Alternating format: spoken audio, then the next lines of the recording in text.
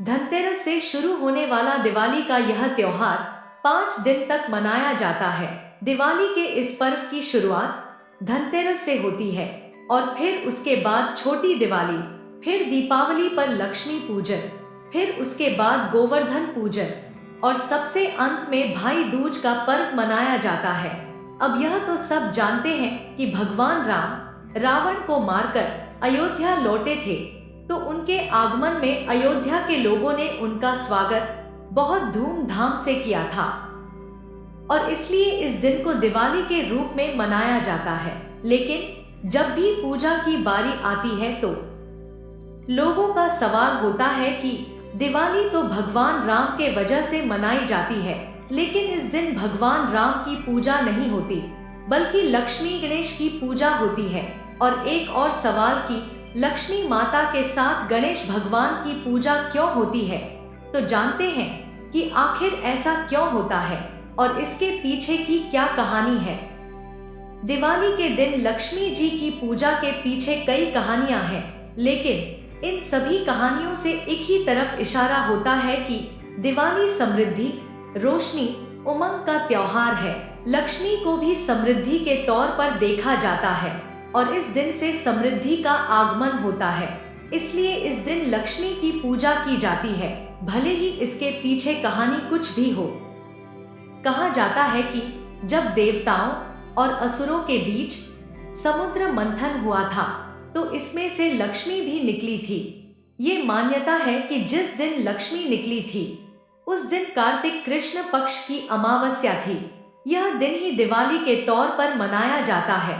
माता लक्ष्मी का समुद्र मंथन से आगमन हो रहा था, सभी देवता हाथ जोड़कर आराधना कर रहे थे, इस वजह से दिवाली को लक्ष्मी की पूजा की जाती है। हालांकि कई कहानियां ये भी कहता है कि जिस दिन लक्ष्मी प्रकट हुई उस दिन शरद पूर्णिमा थी, जो दिवाली से ठीक 15 दिन पहले आती है। पौराणिक मान्यता के अनुसार भगवान विष्णु आषाढ़ मास में पड़ने वाली शुक्ल पक्ष की एकादशी तिथि के दिन शयन करते हैं और कार्तिक मास की शुक्ल पक्ष की एकादशी तिथि के दिन अपनी योग निद्रा से जागते हैं, जिसे देवोठनी एकादशी कहते हैं। भगवान विष्णु की योनिद्रा के कारण मां लक्ष्मी की पूजा दीपावली वाले दिन भगवान विष्णु के साथ इसलिए नहीं होती है।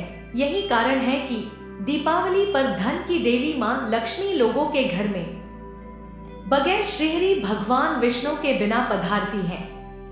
वहीं देवताओं में प्रथम पूजनीय माने जाने वाले गणपति उनके साथ अन्य देवताओं की तरफ से उनका प्रतिनिधित्व करते हैं, पर कुछ ही लोगों को पता है कि माता लक्ष्मी के साथ गणेश की पूजा क्यों की जाती है और रिद्धि सिद्धि कौन है।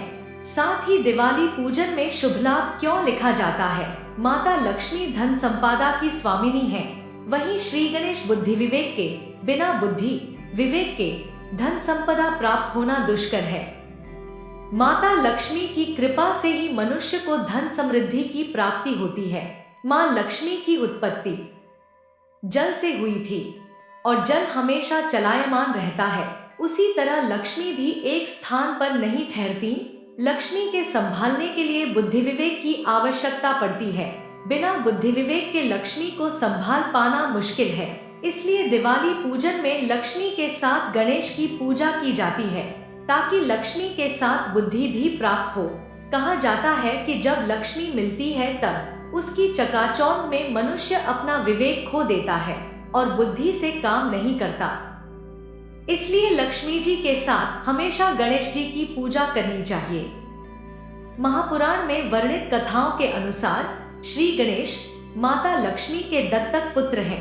एक बार माता लक्ष्मी को स्वयं पर अभिमान हो गया था, तब भगवान विष्णु ने कहा कि भले ही पूरा संसार आपकी पूजा पाठ करता है और आपके प्राप्त करने के लिए हमेशा व्याकुल रहता है, लेकिन अभी तक आप अपूर्ण हैं।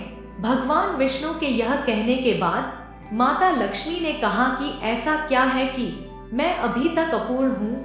तब भगवान विष्णु ने कहा कि जब तक कोई स्त्री मां नहीं बन पाती तब तक वह पूर्णता प्राप्त नहीं कर पाती। आप निसंतान होने के कारण ही अपूर्ण हैं। यह जानकर माता लक्ष्मी को बहुत दुख हुआ माता लक्ष्मी का कोई भी पुत्र न होने पर उन्हें दुखी होता देख माता पार्वती ने अपने पुत्र गणेश को उनकी गोद में बैठा दिया। तभी से भगवान गणेश माता लक्ष्मी के दत्तक पुत्र कहे जाने लगे। माता लक्ष्मी दत्तक पुत्र के रूप में श्री गणेश को पाकर बहुत खुश हुई।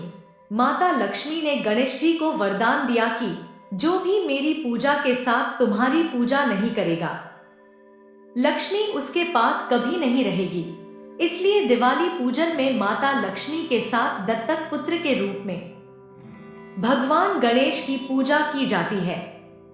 ज्योतिषाचार्यों के अनुसार श्री गणेश की पूजा सभी देवताओं में सर्वप्रथम की जाती है। जहां श्री गणेश की पूजा होती है वहां उनके साथ उनकी पत्नी रिद्धि और सिद्धि अपने पुत्रों शुभ और लाभ के साथ मौजूद रहती हैं। इससे पूजन कर्ता के गृह में विघ्न टल जाता है। रिद्धि और सिद्धि ब्रह्मा जी की पुत्रियां हैं। माता हमेशा अपने पुत्र के दाएं हाथ पर विराजती है। इसलिए गणेश जी की मूर्ति की स्थान माता की मूर्ति के बाईं ओर की जानी चाहिए। शास्त्रों के अनुसार माता लक्ष्मी के धन संपदा के भंडार की देखरेख और रक्षा का कार्यभार भगवान कुबेर के जिम्मे है। किसको कितना धन देना है, कब देना है, इसका भार माता ने कुबेर को दिया है।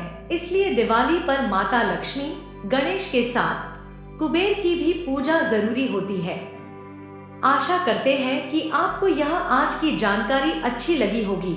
अगर आपको हमारी जानकारी अच्छी लगती है तो आप कृपया वीडियो को लाइक और हमारे चैनल को सब्सक्राइब कर सकते हैं।